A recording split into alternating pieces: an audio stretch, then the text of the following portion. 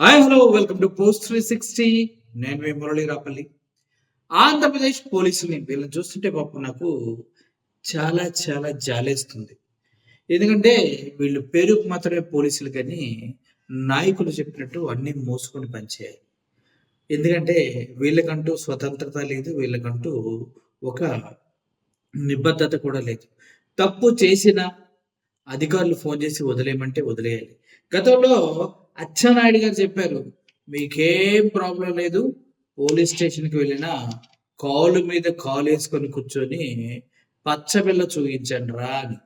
అప్పుడు మాకు అర్థం కాల పచ్చబిల్ల అంటే ఏంటంటే, వీళ్ళు వెళ్ళగానే మేము తెలుగుదేశం పార్టీ పచ్చ పార్టీ అని చెప్పగానే అయ్యో సార్ రండి సార్ అని ఒక చైరేసి ఆ చైర్లో కాలు మీద కాలు వాళ్ళే పోలీసులు వేసి ఒకటి ఇచ్చి ఏం కావాలి సార్ అని చేతులు కట్టుకొని వినమ్రుడులై అందరూ అడిగి వాళ్ళకి కావాల్సింది చేస్తారనమాట.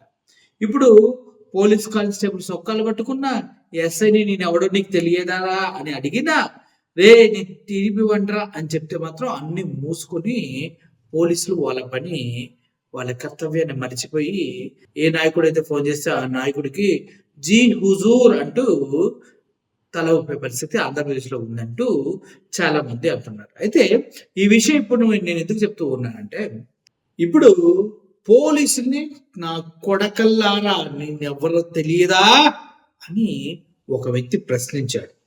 కానిస్టేబుల్ సొక్కా పట్టుకొని ఇలా కింద వరకు లాగాడు. అయినా కూడా మన బూతులు తిట్టాడు. ఏం చేసినా కూడా మొదలకుండా ఉన్నాడు.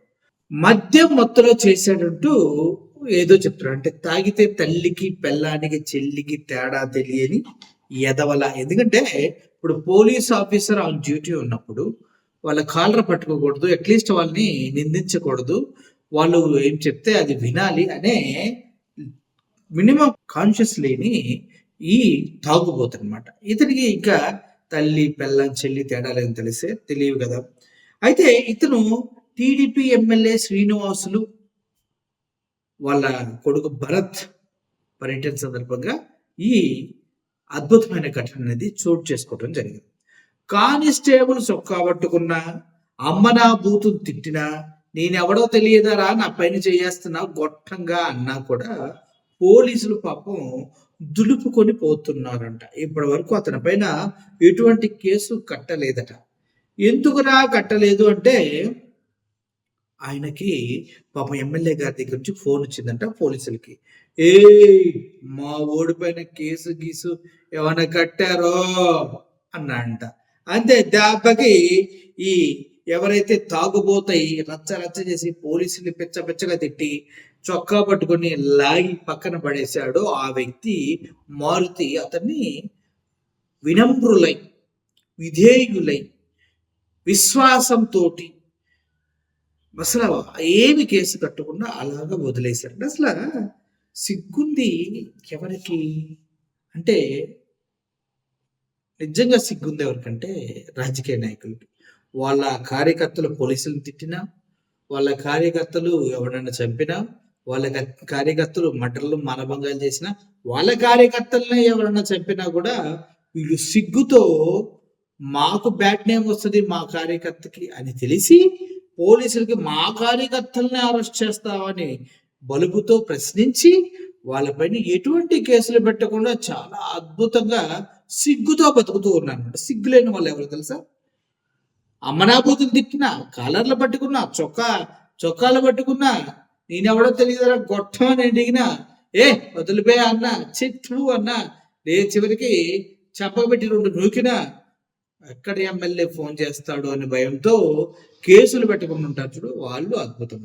ఒకసారి మనోడు వీడియో చూడండి, మీకు అర్థమవుతుంది ఏ రేంజ్ లో చొక్కాలు పట్టుకొని వీడియో తీసుకుంటూ ఓవర్ యాక్షన్ చేశాడు. చూడండి.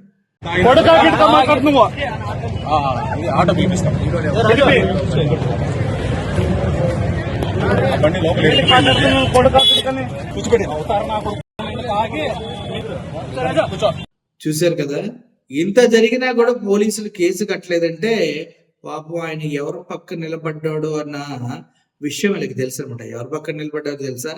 మన సకల శాఖ మంత్రి లోకేష్ గారితో అద్భుతంగా చిరునవ్వు ఇస్తే ఇట్లా ఫోటో దిగిన మనోడు. ఆ ఫోటో చూయించుంటాడు అక్కడికెళ్ళగానే. చూయించగానే వెనక నుంచి red book, red book, red book, red బుక్‌లో పోలీస్ పేరు రాస్తా, పోలీస్ పేరు రాస్తా, పోలీస్ పేరు రాస్తా. ఈ ఎర్రి బుక్‌లో పోలీస్ పేరు రాస్తా, పోలీస్ పేరు రాస్తా. ఆ ఎర్రి బుక్‌లో మీ పేరు రాకూడదంటే మా టీడీపీ కార్యకర్తని వదిలేయండి, వదిలేయండి, వదిలేయండి అంటూ ఎక్కువలో పోలీసులకి ఒక సౌండ్ వినిపించుంటది. దెబ్బకి ఆ రెడ్ బుక్‌ని చూసి అందుట్లో ఎక్కడ పేరొస్తదోన్న భయంతోటి ఈ పోలీసులంతా ఈ మారుతి అని వదిలేస్తూ ఉన్నారని తెలుస్తుంది. మీరేమంటారు? ఆ ఎర్రి బుక్కుని అందుట్లో పేర్లని ఎక్కకుండా పాపం వీళ్ళు చాలా భయపడుతూ బతుకుతూ ఉన్నారు. ఇప్పుడు మీకు అర్థమవుతుందా ఆంధ్రప్రదేశ్‌లో ఎర్ర బుక్కు ఎలా రాజ్యం వెళ్తుందో అనేది, పచ్చ పిల్లలు ఎలా ఉపయోగపడుతున్నాయనేది. జగన్మోహన్ రెడ్డికి ఇయన్నీ తెలిసేంటి గొట్టం ఏమీ తెలీదు. ఆయన ఏదో ప్రజలకి 2,75,000 కోట్లు డీబీటీ ద్వారా పాపం సంక్షేమానికి ఇచ్చేద్దాం.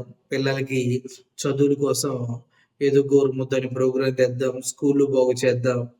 పెయింట్‌లేద్దాం. మంచి చైర్లు, మంచి టేబుల్స్ ఏపిద్దాం.